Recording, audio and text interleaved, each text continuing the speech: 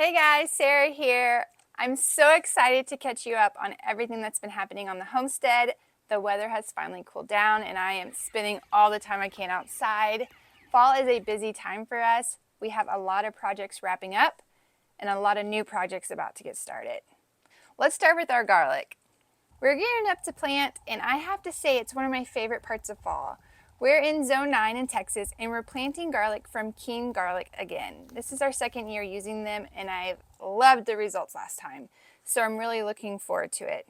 Each clove we plant will hopefully turn into a big, flavorful bulb by spring, and it'll be ready for us to cook with, or we can store it long term, and I'm hoping that we can use this year's harvest to plant for next year.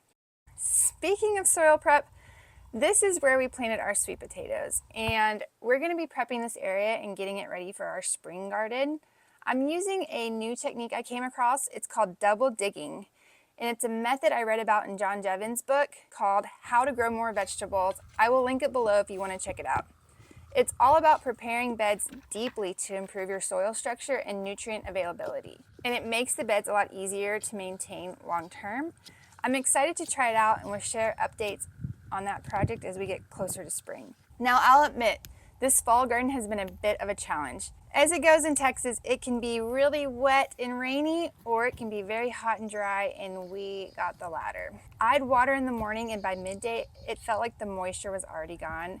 I couldn't quite keep up with it, which made it hard for some of the smaller seedlings to establish themselves.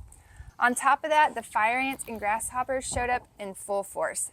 I'm pretty sure the ants may have carried away all of my seeds, and the grasshoppers happily nibbled on all the leaves of my transplants.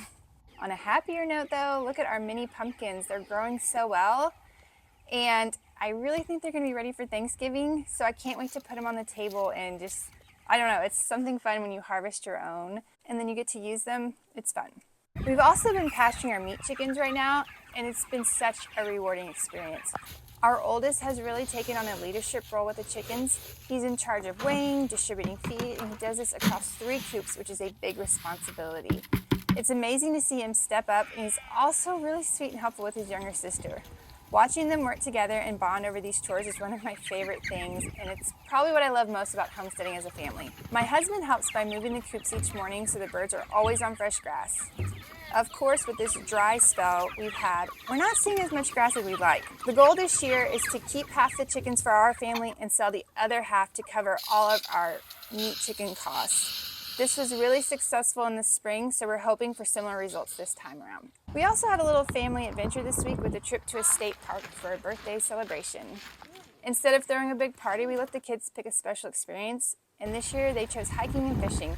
It was a beautiful day and we all had a blast.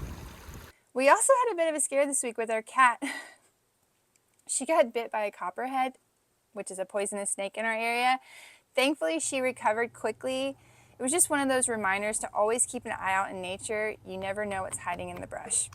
So there's a lot happening around here right now, but that's what makes homesteading so fulfilling. It's just always something to do and always something to learn or get better at and fail and just keep on going. It's an adventure. I will bring you along for pretty much everything and share what we learn. Thank you for watching, and I'll see you next week.